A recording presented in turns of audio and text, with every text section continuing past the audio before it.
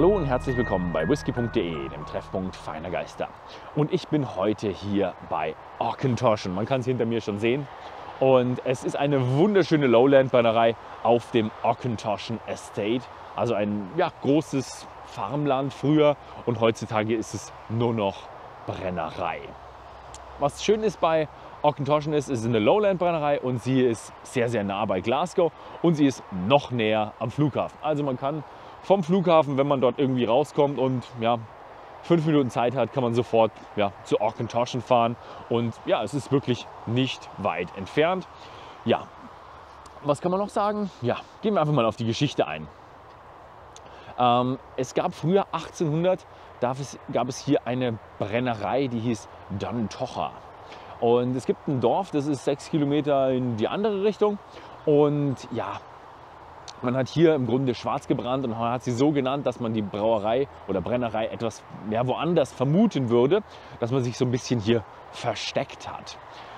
Das ging aber relativ schnell, dass die Brennerei etwas offizieller geworden ist, und 1817 hieß dann die Brennerei auch Auchentoshan, sowie das Auchentoshan Estate hier. Also es war ein Farmbesitz, ein großes Landgut, so heißt es auf Deutsch. Und in 1823, als diese ganze Excise Act rauskam, dass man alles legal brennen konnte, auch in Highlands.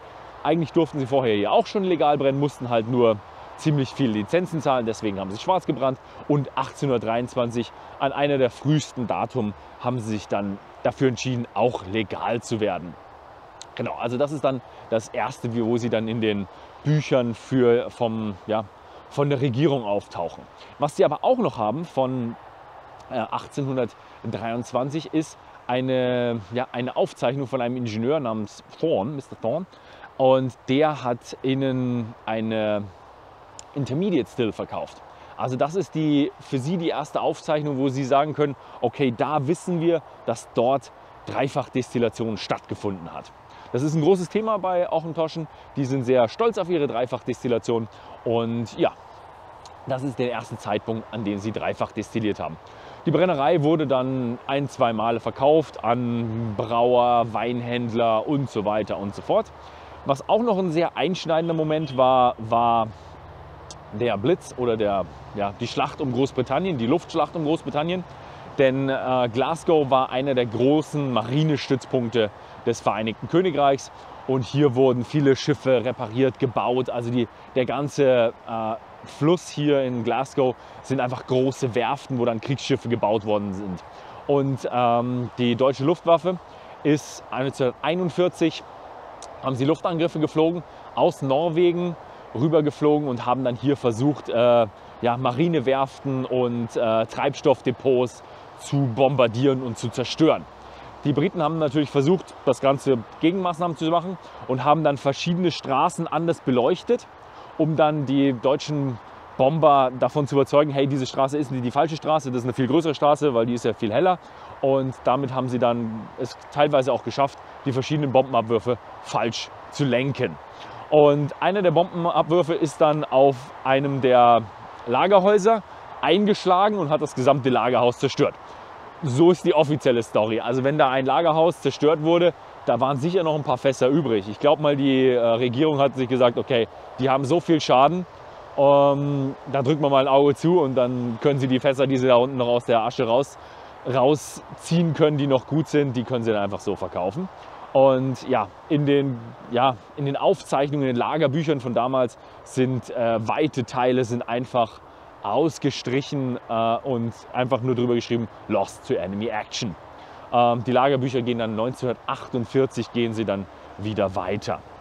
Ja, das war dann die Geschichte. Es gibt noch ein Gerücht, dass der kleine Stausee, ihr Reservoir für ihr Kühlwasser bei der Brennerei, gleich im Eingang, gleich hinter der Kamera hier, dass der ein Bombenkrater ist. Das stimmt nicht, das ist nur ein Gerücht, das ist, war nie so. Also der ist, ich weiß nicht, ob er natürlich ist oder gegraben wurde, auf jeden Fall ist es kein Bombenkrater. Dann ging das Ganze weiter, in den 60ern wurde sie sehr oft verkauft, wechselte sehr oft den Eigentümer Und 1969 hat dann ein Eigentümer gesagt, hey, dieses Ganze mit der Blendindustrie, mit den ganzen Pure Malts und Blends und sowas, das ist nicht so gut. Der Auchentoshan Whisky ist so gut, dass wir sagen, wir gehen jetzt in die Single Malt Branche über. Das war damals wirklich, wirklich Pionierarbeit, denn damals waren Blends das Ding. Es wurde eigentlich nur Blends getrunken und hier und da noch ein paar Single Malts. Also war so ein ziemlicher Pioniergeist dahinter und ja, hat sich dann ausgezeichnet, weil Auchentoshan sehr gut ist und später in den 80ern und 90ern, also 1 bis 2 Jahrzehnte später, ist dann auch die Blendindustrie ein bisschen abgesackt und die Single Malt, Single Malt Whisky ist dann im Grunde aufgestiegen. Ja. Was kann man noch sagen? Irgendwann später sind sie dann verkauft worden an Beam von Jim Beam und die wurden dann gekauft von Suntory bzw. fusioniert und heutzutage ist Auchentoshan Teil von Beam Suntory. Das Malz, was hier verwendet wird, ist ein ungetorftes Malz und es fängt an in 2 großen Malzsilos, wird dann durch einen Entsteiner und dann hier in einer Waage in kleinere Batches gemacht, die dann runtergehen in ihre Porteous Malt Mill. Und ja, die Malt Mill, Sie wissen leider nicht, wie alt die Malt Mill ist. Normalerweise ist die Malt Mill immer das älteste Equipment, die älteste Maschine in der Brennerei. Hier weiß man leider nur, sie wurde 1984 renoviert, aber wahrscheinlich ist sie bedeutend älter, denn diese Malzmühlen gingen eigentlich immer zurück bis ins 19. Jahrhundert. Da waren die da war die Hochzeit von diesen Malzmühlen. Es wird rund um die Woche gearbeitet, 7 Tage die Woche und 24 Stunden und sie haben 18 mal 7,05 Tonnen, die sie hier in Batches mühlen, um dann später weiterverarbeitet zu werden. Hinter mir ist die Maischen und wir sehen schon einen Kupferdeckel und hier unten Vertäfelungen. Historisch gewachsen. Ich glaube, es ist historisch gewachsen, aber sie haben die alte Historie um eine moderne Maischen rumgebaut. Also innen drin ist rostfreier Stahl, also so wie man es eigentlich wirklich macht, um wirklich Energie zu sparen, umweltfreundlich zu sein. Ist auch ein großes Thema hier, denn nach dem Mashing-Vorgang, der letzte Vorgang ist irgendwo bei 70, 80 Grad und auch bei 95 Grad. Der Recycling-Vorgang, da wird das Ganze heruntergekühlt auf 20 Grad und diese Hitze, die wird dem Mash entzogen, aber die wird auch noch anderem Wasser hinzugefügt, sodass man weniger Energie verbraucht. Also Energieverbrauch ist hier ein großes Thema, dass man besser wird und umweltfreundlicher wird. Es werden diese 7,05 Tonnen Gerstenschrot vermengt mit 49.000 Litern Wasser, wobei 16.000 Liter Wasser wird wiederverwendet. Also der dritte Läuterungsvorgang, bei dem wird das Wasser entzogen und dann im ersten Läuterungsvorgang des nächsten Batches wiederverwendet, da es sich sonst nicht rentiert und es nicht effizient genug ist. Ja, wie gesagt, Effizienz ist hier ein großes Thema und wenn wir dann diesen Brei haben, der ist perfekt, um Whisky zu machen. Die Fermentation bei Auchentoshan findet in 7 Washbacks statt. Es sind 3 aus gewöhnlicher Douglasie, auf Englisch Oregon Pine, und 3 hinter dieser Mauer in rostfreien Stahlbehältern. Und diese Behälter haben einen Batch, das sind 33.000 Liter, beinhalten die, haben aber eine Kapazität von 38.000 Litern, weil sie hier keine Motoren mit Switcherblades haben, also keine Rotoren zum Schlagen des Schaums. Die hier sind noch alt, vielleicht hat man früher ein bisschen mehr eingefüllt. Die Fermentationsdauer ist ja immer extrem wichtig für den Geschmack eines Whiskys. Hier bei Auchentoshan legt man das fest auf 62 Stunden. Das ist jetzt keine extreme Überlänge, aber auch noch nicht kurz. Also es ist eher eine mittel- bis lange Fermentationsdauer. Und das ist so das, was man hier bei Auchentoshan will. Desto länger man geht, desto fruchtiger wird man. Das hätte man schon gerne hier. Also man achtet darauf, dass man so gut Zitrus drin hat, gut Apfel drin hat, aber man würde dann irgendwann das Malzige verlieren, wenn man noch länger gehen würde. Und das will man sich so ein bisschen behalten. Deswegen ist 62 Stunden so, ja, das Mittelmaß, was schön und gut für den Geschmack von Auchentoshan geeignet ist. Und jetzt kommen wir zum Herzstück und das, was Auchentoshan so besonders macht. Und das ist natürlich die Destillation. Und das Tolle ist Dreifachdestillation. Jetzt erkläre ich euch mal, wie die Dreifachdestillation bei Auchentoshan gemacht wird, weil man hat eine ganze Menge Möglichkeiten und kann wieder ganz viel einstellen. Also nicht jede Dreifachdestillation ist gleich. Wir fangen an mit der Wash Still. Wir können uns noch erinnern, bei den Washbacks hatten wir 33.000 Liter Volumen an Wash. Die Wash Still könnte mit 17.500 Liter Volumen befüllt werden. Es wird aber nur mit 16.500 Litern befüllt, um eben diese 33.000 Liter genau in zwei aufzuteilen.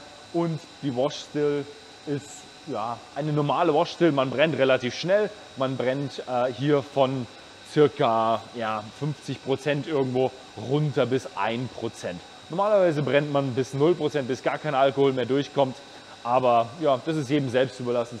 Sie brennen so ein bisschen unterhalb 1, hat keine großen Auswirkungen. Das, was übrig bleibt, ist dann noch Pot Ale. Das wird dann weitergegeben. Das ist gut als Dünger oder man kann es auch noch in Biomassefabriken einsetzen, also für die Energiegewinnung. Was man dann übrig hat, ist ungefähr 20%. Also wir haben 50% auf 1% runterdestilliert. Ja, ungefähr im Durchschnitt ist es dann 20%. Und das geht dann weiter in die Intermediate Still, also die Zwischenstufe, die zweite Brennstufe. Und die hat nur 8.200 Liter Volumen und wird dann eben befüllt. Und da macht man keinen Feinbrand, sondern hier macht man man unterscheidet nur zwischen dem ersten Teil und dem zweiten Teil. Der erste Teil ist das, was weitergeht, und der zweite Teil ist das, was ein bisschen zu schwer ist, was man bei Auchentoshan nicht hat. Das füllt man wieder in den Zwischentank und das wird vermischt mit der nächsten Charge von der Wash Still und wird nochmal gebrannt. Also da wird man einfach versucht, das Ganze nochmal zu brennen, um wirklich alles rauszufiltern. Den ersten Teil, was man davon bekommt, da geht es dann weiter und das geht dann in die letzte. Das sind dann die 11.500 Liter in der Spirit Still und die hat man dann einen relativ normalen Feinbrand. Das heißt, man nimmt die Vorshots raus, also den Vorlauf, dann hat man das Herzstück, wo das richtig Gute drin ist, das man haben will, und dann nochmal den Nachlauf, der so ein bisschen bitter ist. Was ich euch mal zeigen kann, ist beim Vorshot, der wird normalerweise schon in den Recycling-Tank eingefüllt, aber es kommt ganz am Anfang bei den Vorshots, kommt das hier raus. Und das ist Kupfersulfat, also Kupfer mit Schwefel. Und diese Schwefelanteile sind das, was den Whisky eher so bitter und nicht so gut schmecken lassen, also nicht so angenehm schmecken lassen. Andere Leute würden dazu sagen, würzig, ne? Andere Brennereien. Aber hier bei Auchentoshan will man eher mild, fruchtig, malzig haben und nicht bitter. Und deswegen hat man sehr, sehr viel Kupferkontakt. Und bei diesem Kupferkontakt passiert dann eben Folgendes: Kupfersulfat. Und das wird dann aus den Leitungen erstmal rausgespült und dann kommt erst der Vorlauf, weil das ist wirklich das Kupfer, was sich langsam in der Brennblase auflöst. Ja, gut, das war mal Kupfersulfat. Gibt es natürlich Vorlauf und Nachlauf, wird auch wieder behalten, wird im nächsten Run wieder verwendet und dann hat man am Ende den Rohbrand. Rohbrand ist auch hier etwas besonders, denn der New Make Spirit, wie sie es nennen, der Rohbrand, ist 81% und sie sind damit die Brennerei, die den höchsten Alkoholgehalt im Rohbrand haben, den es im Single Malt Bereich gibt. Es gibt bei diesen ganzen fraktionellen Destillateuren, gibt es da noch welche, die gehen da hoch bis 95, bis auf Anschlag. Aber im Single Malt, im Premium Bereich, ist das wirklich das, was am allerhöchsten ist. 80%, ich tue es mir heute nicht an, aber man riecht schon richtig schön. Also was besonders ist, finde ich, ist, die Malzigkeit hier kommt gut durch. Fruchtigkeit ist da, aber für mich sticht das Malzige ganz schön raus. Ja, das ist jetzt das Herzstück und jetzt gucken wir mal an, was passiert, wenn dann der Auchentoshan ins Fass kommt. Ein großes Ding, was Auchentoshan zu Auchentoshan macht, sind natürlich die Fässer. Wir sehen hier in diesem Dunnage Warehouse, wir haben eine ganze Menge Bourbonfässer, dann gibt es auch noch viele Sherryfässer, unterteilt in Oloroso, mehr davon, PX ein bisschen weniger davon, aber auch noch gut vorhanden, und am Ende haben wir auch noch eine ganze Menge Weinfässer, in denen dann verschiedene Whiskys gefinisht werden. Das sind jetzt Barriques mit 250, die sind relativ teuer, auch europäische Eiche, also französische Eiche mit französischem Wein als Vorinhalt, also schon ganz schön teure Geschichte. Auf dem ganzen Auchentoshan Estate, also auf dem Farmgut, gibt es hier 3 Dunnage Warehouses, also richtig schön niedrig, 3 hoch nur, Sherryfässer nur 2 hoch. Dann Boden ist irgendwie nicht betoniert, sondern hier ist ein bisschen aufgekiest, aber normalerweise nennt man es gestampften Erdboden. Und dann haben sie noch Racked Warehouses, also so, wo die Fässer ein bisschen höher sind. Und davon gibt es dann noch hier 2 auf dem Gelände. Hier in diesem Warehouse, das ist so ihr Touristen-Warehouse, ihr erstes Warehouse, und da ist nur Auchentoshan Whisky drin. Das ist auch das Warehouse, wo ich euch am Anfang erzählt habe, das bombardiert wurde. Und sie haben mir gesagt, ja, also da stand wirklich nicht mehr viel. Also sie haben es dann wirklich komplett planiert und dann wieder neu aufgebaut 1948. Ja, was ich damit sagen wollte, hier ist nur Auchentoshan. Sie müssen auch Fässer von anderen Brennereien akzeptieren. Auch Auchentoshan Fässer werden woanders hin verschifft. Es geht einfach darum, falls wieder irgend sowas passieren würde, dass irgendwo etwas abbrennt oder kaputt geht, dann ist Auchentoshan nicht am Ende, weil es immer noch Auchentoshan Fässer in anderen Brennereien gibt, die dann noch abgefüllt werden können, und die Auchentoshan Marke lebt dann weiter. Gut, und wir haben jetzt hier ein bisschen erfahren dürfen, wie wird der gelagert, und jetzt geht es dann noch ein bisschen weiter und dann probieren wir mal, was man aus diesen Mischungen alles machen kann und was es für tolle Auchentoshan Single Malts gibt. So, das war's mit der Produktion, und jetzt probieren wir mal wieder die Produkte, aber natürlich auf Englisch. So, I'm sitting here with Neil Matthew, and you've been here with 7.5 years with Auchentoshan, but you've been like 20 years in the spirits and whiskey industry, and you've also been at Lafroig. I have indeed, yeah. Yes, so thank you very much for having us here. My pleasure. Thanks for coming over. Yeah, so it's really a great place here, and I love it. I've been past the distillery so often, and I've never had the time to just go into and just find out, and I really love it here. I'm glad you can make it. Glad you can take the time. Thank you for stopping by. Okay, so what are we having today? What are the expressions? Well, today I thought we could go through our core range. So the sort of 3 pillars, the 3 sort of business cards of Auchentoshan, the 3 expressions that we would choose to. If I was introducing someone brand new to Auchentoshan, this would be how I would start. We'll take you through our American oak, followed by the 12-year-old, followed by my all-time favourite whiskey. Not just my favourite Auchentoshan, my all-time favourite whiskey. Okay. The 3 wood. This is the one that a lot of people know us for. I want to take you right to the very start, which is the epitome of Auchentoshan, the quintessential, triple distilled, elegant, approachable, very inclusive style of whiskey. It's whiskey for everybody. It's good to blend, it's good to mix, it's good to have neat, it's good for new whiskey drinkers, a great conversion. It really typifies the distillery, so 100% bourbon cask matured whiskey, aged with that triple distilled, bright, fresh, light spirit, and all that warm vanilla coming through afterwards. It's just a really wonderful introduction dram. Okay, I'm really looking forward to that. I'm going to nose along with you today rather than drink, but please be my guest. Okay. You know, most So of the fun on this one. Need to drive or something like I that? will be driving later Oh on, yeah, so- okay, I got a driver, so I'm fine with that. Okay. First of all, welcome and Slange Van. Slange? Oh, okay. So really, when you're nosing Auchentoshan, especially an expression like this, which is bottled at 40% alcohol by volume, the first nose, the first hit you get on that nose there is that nice, bright, typical Auchentoshan nose, and it's that fresh citrus, result of lots of copper contact through the triple distillation, result of using unpeated malt, the result of using a nice prolonged fermentation. So we're talking bright tropical fruits. That citrus, the grassiness, giving way to that gentle malt that starts to arrive and then just starts to build and fill. What do you feel? what I always love about if you do the distillery tour, and you get all the flavors you pick up in the distillery, and then you have it in the glass, and you find the flavors again. So I do get what I first got is a bit of a maltiness going on that I found in the fermentation. Yeah. Most of it in the early fermentation, but less in the later fermentation steps. But still, you find that maltiness from the fermentation still in there, and then from your new make, definitely that, I would say, fresh fruitiness and that citrus note is definitely from the new make. Absolutely, but that is the DNA of Auchentoshan, that new make style, and you're straight on there with that citrus, that bright grassy. Yeah, it's and it's I like it. Warmth of malt underneath. But Slange, let me know what you think. Slange. Cheers.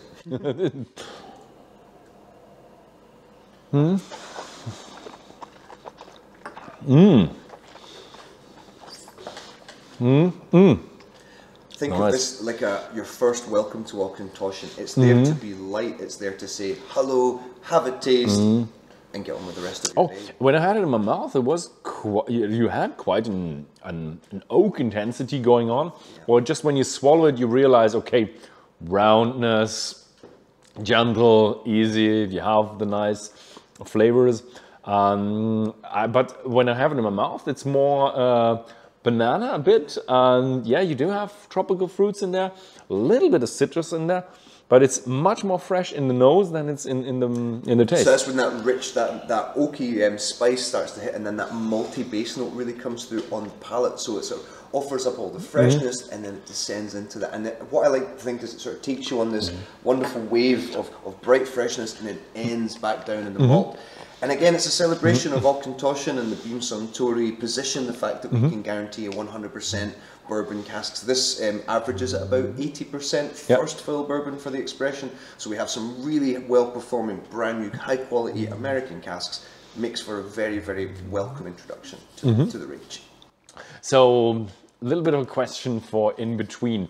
I have actually been to Kentucky, and I've been to Woodford and seen the whole Woodford distilling thing, and they are pretty much an exact copy, and I think they've even written it there that it's meant to be pretty much the same as Auchentoshan. So how does it affect you? What's your opinion on that? Well, first of all, you know, emulation, being emulated is a massive compliment. So clearly, you know, our 200-year heritage of triple distillation is reaching all across the planet. We have no qualms with guys in Kentucky wanting to make whiskey the same way we do. If anything, I would advocate it, and I'm a fan of Woodford. I love their style. I would dare say more copper contact. Triple distillation gives you brighter, more floral, grassy or citrusy, tropical fruit flavored spirit. Now, clearly there's huge differences with the mash bill and the water style. But again, if anything, I'm here to say that, look, Alice Gooding is a dry. I'm going to say all good things come in threes. If you triple distill anything, as far as I'm concerned, it's going to make a lighter, brighter spirit. And I think Woodford's have nailed that.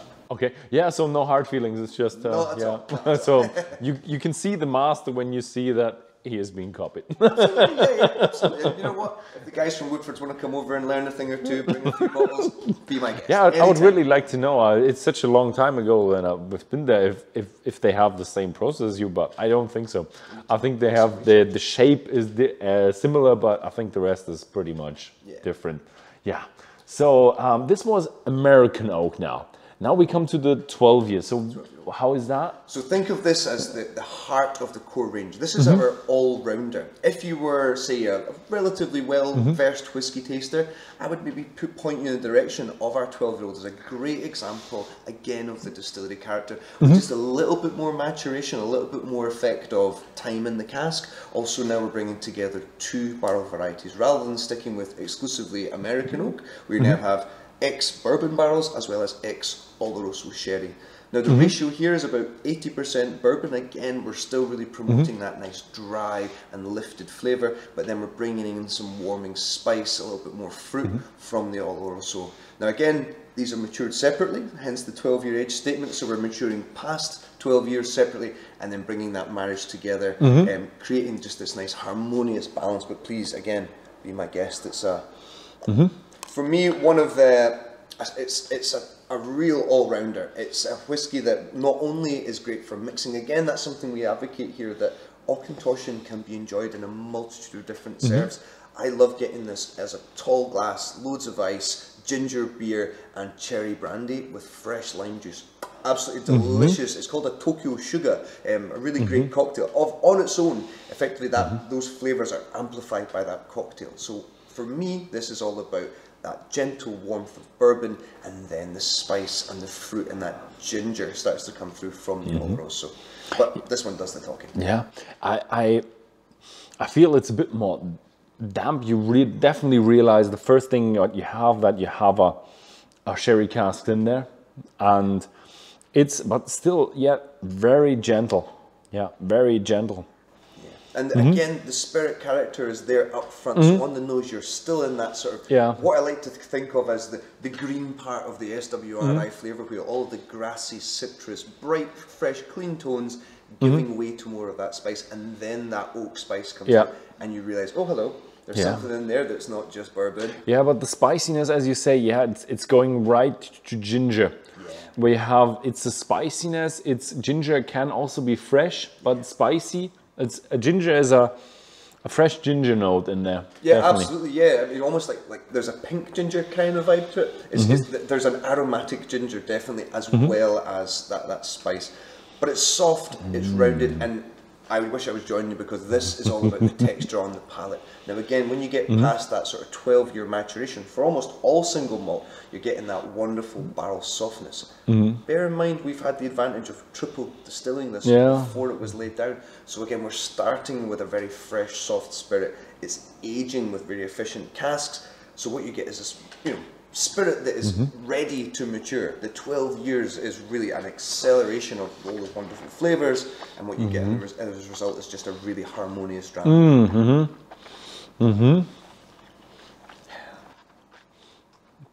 Oh yeah. Oh, it's a well-balanced whiskey. Yeah. And that has also 40%. Oh, okay. Right down at 40% ABV, so again, nice and light. I like it. But you do have a lot more spicy character in there, but not in spicy as in pepperiness, as in more of a baking spices and kind of more cinnamon and maybe allspice, a little bit of cardamom popping in there. Yeah, something like that. But it's quite subtle. Again, it's not an overwhelming mixture of spices. It's like little dashes. But again, I always like to think of this, rather than having all of the tones turned up to 11, nothing leaps out of this glass. Instead, everything is incredibly harmonious. It's been really finely tuned. I think an expert would appreciate it, but I think you could still serve it also to a beginner. Absolutely. And again, all-rounder. Generally speaking, if you are a beginner, these would be the three, and this would be my step-by-step welcome to Auchentoshan. But I mean, the 12-year-old is a staff favourite. It's a production operator favourite. It's the one we sell out of a lot at Christmas too. People really like this bottle. So yeah, I do like it. So I've been around the distillery and we had a little bit chat. I don't think I included everything about your, I would say, environmentalism and your effectiveness of making. Can you give me a bit of a hint of what you're doing about that and what you're planning about doing more of that? Of course. So, like any business, our prime reason for existing is to maintain quality and consistency of our product, but equally we take massively our impact on our local environment, our global environment. We tend to sort of think global and act local, but that is reducing our impact on water. So over the last 3 years, we've taken our water use per batch from 58,000 litres now to 49,000 litres, which has impact on the amount of water we have to heat, obviously the amount of water we use per batch. Again, this is giving us savings without compromising the quality of the spirit. So without taking away anything from our DNA, we're able to make these savings. Now, it's not just savings from a business point of view, but also having less of an effect on our environment, on our climate, on our planet. We need to protect the resources so that we can celebrate another 200 years when we get to, 22. I don't know if I'll still be here, but it's 22, 23. Yeah. But yeah, With that as well, so heat recovery, again, you know, with recycling, with our materials, we like to make use of everything. Nothing gets wasted in the distillery, literally everything. So our draff, which historically was cattle feed from the minute it left the distillery, now we are exploring with anaerobic digestion, so effectively making biogas from our biomass with a view to running the distillery eventually with our waste. So again, you have the perfect materials here, your ex-barley draff, your pot ale, which can be combined together to produce really efficient methane, which can then be used to run the distillery. So, okay, so you would have the leftovers ferment and make methane and put it in the boiler and heat the distillery. Yeah, so that would be a perfect cycle if that works out. Yeah, I'm really excited about that. Look into anaerobic digestion. Not only do I like big, long, difficult words, but the process is fantastic. When you bring together bacteria and biomass, without oxygen, you get carbon dioxide and methane. Methane is ideal biogas for effectively saving us money when we all know the cost of gas is pretty extreme at the moment. So. Okay, so good. Alle guten Dinge sind drei. And we end with, as far as I'm concerned, please, my all-time, now, I am massively biased. Auchentoshan 3 Wood is my favourite whiskey. It's not my favourite Auchentoshan, it's my favourite whiskey. This is the whiskey that was that, you never forget your first kiss. I was, as you might understand, I like to talk. I worked in a bar in the West End of Glasgow when I was a student, and I wanted to learn whiskey. I wanted to educate myself so I could talk about them. And I was a little bit put off by one or two brands that I will not name at this point, because as any new drinker, there are some whiskies that you think, oh, I don't know if I could ever drink this. Then I tasted Auchentoshan 3 Wood for the first time, and it was that nose. And I said, there's something about this that reminds me of hot chocolate. It reminds me of Christmas time. It reminds me of Christmas pudding and festive warmth and cinnamon and just being happy and being rounded. And I remember that first sip and I thought, wow. And it wasn't just a, oh, this is pleasant. It was a proper stop me in my tracks, wow moment. It then transpired that the bar I worked in was less than 7 miles from the distillery, and from that point on I knew that, well, Auchentoshan was going to feature in my life. The fact that it is the 3 Wood, that is the the bourbon cask maturation followed by Oloroso cask maturation, finishing with Pedro Jimenez sherry cask maturation. So effectively a double finished whiskey, but my 3 favourite casks in order, and it results in a really balanced. What I found really interesting is here you have a mixture of casks, and here you have finish and finish. Yes. Yeah, so it's being transferred from cask to cask. Yeah, I'm not quite sure if I've ever seen a double finish. Yeah, it's something we can we achieve quite great. You know, for the last sort of 20 odd years now, we've been releasing the 3 Wood.